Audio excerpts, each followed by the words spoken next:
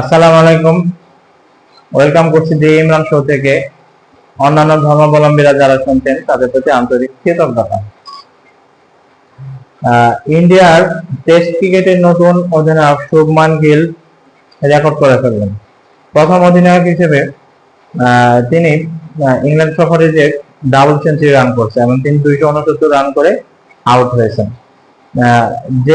যেটা এর আগে আমি ইন্ডিয়ার টেস্ট ক্রিকেটের নতুন অধিনায়ক নিয়ে কিছু কন্টেন্ট বানিয়েছিলাম আপনাদের মাঝে। আজকেও এই শুভমান গিল সম্পর্কে কিছুক্ষণ আলোচনা করতে আসতাম।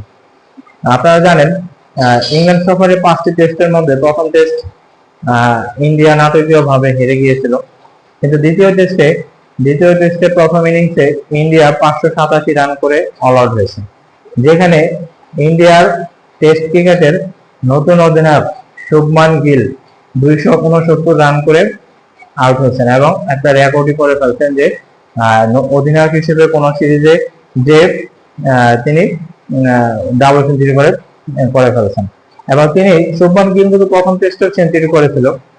তিনি এর আগে অধিনায়ক হওয়ার আগে ইন্ডিয়ার হয়ে ওপেনিং ব্যাটসম্যান ছিল টেস্ট ক্রিকেটে, কিন্তু এই টেস্ট অধিনায়ক হওয়ার পর থেকে তিনি 4 নম্বরে ব্যাট করছেন এবং প্রথম টেস্ট এবং দ্বিতীয় টেস্টে অনেক ভালো করেছেন। যেটা প্রথম টেস্টে সেঞ্চুরি করেছে, দ্বিতীয় টেস্টে তো ডাবল সেঞ্চুরি করে ফেলে।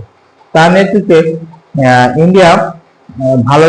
ইন্ডিয়া ইংল্যান্ডকে চেপে ধরেছে। তারা 30-35 রানের মধ্যে ইংল্যান্ডের 3 উইকেট ফেলেছিল। শেষ পর্যন্ত এখন পর্যন্ত ইংল্যান্ড তাদের প্রথম ইনিংসে 3 উইকেটে 73 রান করেছে, যেখানে জো রুট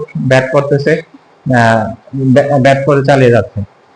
এখন এই শুভমান গিলের অধীনে অনেক ভালো নেতৃত্ব দিচ্ছে ইন্ডিয়ার পক্ষে হয়ে, এবং ইন্ডিয়ার এই টেস্ট যদি জেতাতে পারে তাহলে আরো রেকর্ড হয়ে যাবে অধিনায়ক হিসেবে, এবং সিরিজও যদি জেতাতে পারে তাহলে আরো সেটা অনেক রেকর্ড হয়ে যাবে।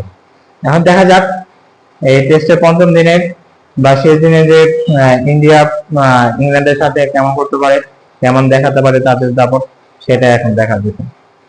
ধন্যবাদ সবাইকে, ভালো থাকবেন, আল্লাহ হাফেজ।